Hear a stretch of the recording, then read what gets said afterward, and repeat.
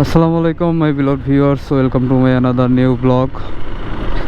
আজকে যাচ্ছি হচ্ছে বাইকের ট্যাক্স টোকেনের মেয়াদ বাড়াইতে। মানে আমার ট্যাক্স টোকেনের মেয়াদ ফেল হয়ে গেছে।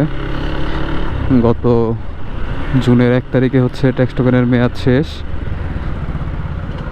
তো সেটাই হচ্ছে রিনিউ করতে যাইতেছি। তো কিভাবে কি করা লাগে, কিভাবে ট্যাক্স টোকেনের মেয়াদ বাড়াইতে হয় ভাবলাম আপনাদের সাথে একটু শেয়ার করি। তো ট্যাক্স টোকেনের মেয়াদ বাড়ানোর জন্য আপনাদের কোনো দালাল ধরা বা সরাসরি বিআরটিএতে যাওয়ার কোনো দরকার নাই। আপনারা ঘরে বসে বিকাশের মাধ্যমে দিতে পারবেন, বা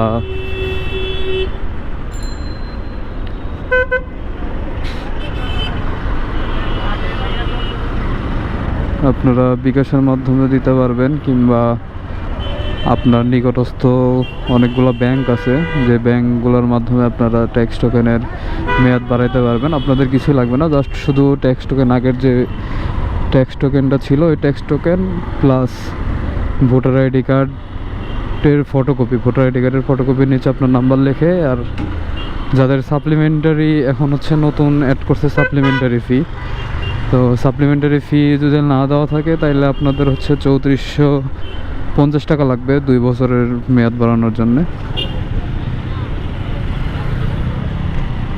আর যাদের সাপ্লিমেন্টারি ফি দেওয়া আছে তারা আপনারা চাইলে বিকাশের মাধ্যমে দিতে পারবেন। বিকাশের মাধ্যমে ট্যাক্স টোকেনের মেয়াদ বাড়ানোর পরে আপনাকে হচ্ছে হোম ডেলিভারি দিয়ে যাবে ট্যাক্স টোকেনটা, পরবর্তীতে ট্যাক্স টোকেন দিবে, নতুন ট্যাক্স টোকেন।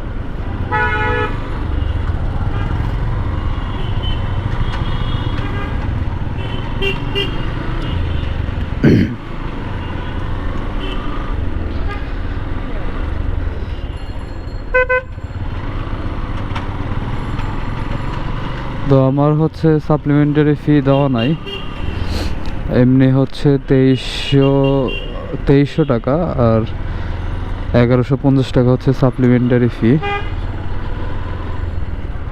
সাপ্লিমেন্টারি ফিটা কিসের জন্য অ্যাড করছে এটা আমার সঠিক জানা নাই, যাই হোক ভালো বুঝে অ্যাড করছে। তা এখন আমার নিকটস্থ ব্যাংক আমি দেখলাম হচ্ছে বেগম রোকেয়া সরণিতে। তো আমি সেখানে যাইতেছি, মিউচুয়াল না সরি, যাইতেছি হচ্ছে সোশ্যাল ইসলামী ব্যাংক লিমিটেডে।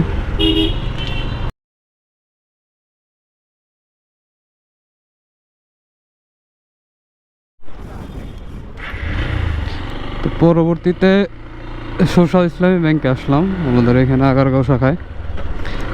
তো এখানে আবার বলতেছে যে এখানে নেয়, ঠিক আছে, কিন্তু সার্ভারের সমস্যা, আজকে হবে না, কালকে আসতে হবে। মানে ভাই বুঝি না, বাংলাদেশের প্রত্যেকটা অফিসের কাজ বা সব কিছুতেই সার্ভারের এত সমস্যা হয় কিসের জন্য? এটা কি সার্ভার কি দিয়ে তৈরি করে ভাই?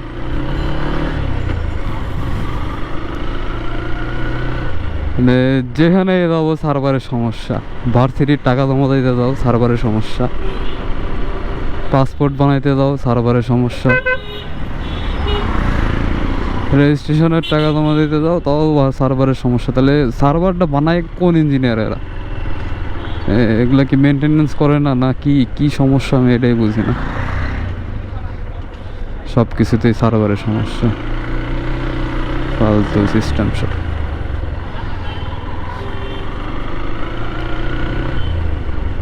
এখন কালকে আবার আসা লাগবে, দেখি। বৃষ্টি হয়েছে, মোটামুটি ভালোই লাগতেছে, রাস্তাঘাট পরিষ্কারই লাগতেছে। রাস্তাঘাটের চেয়েও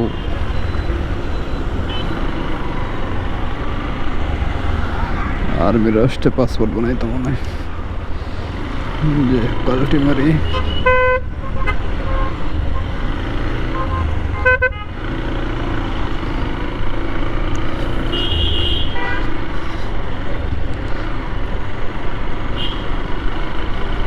যাই হোক, আমারও কিছু ভুল ছিল, আরও আগে বের হওয়া লাগতো। আজকে বের হইতে হইতে দেরি হয়ে গেছে। আমি যদি 12টার দিকে বের হইতাম হয়তো বা আজকে কাজটা হয়ে যাইতো, কিন্তু বের হইতে দেরি হয়ে গেছে।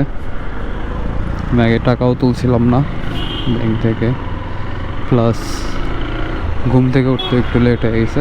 11:30টার দিকে ঘুম থেকে উঠছি, তারপরে ফ্রেশ হইতে হইতে আর কি 12:30টার বেশি বেজে গেছে। জানতাম এই টাইমে গেলে পাবো না, কিন্তু তারপরে সিঁড়িতে আসলাম। কালকে আবার আর একজনের অনলাইনে ব্লগ দেখলাম, হচ্ছে রেজিস্ট্রেশন পেপার লাগবে, কিন্তু আমার রেজিস্ট্রেশন পেপার না। রেজিস্ট্রেশন পেপার তো ইয়ার সময় নিয়ে নিছে, ইয়া যেটা ছিল কি বলে, অ্যাকনোলেজমেন্ট স্লিপ।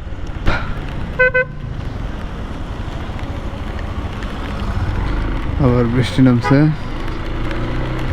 তাড়াতাড়ি এখন ঢুকে পড়তে বলতে গেছি। ওরে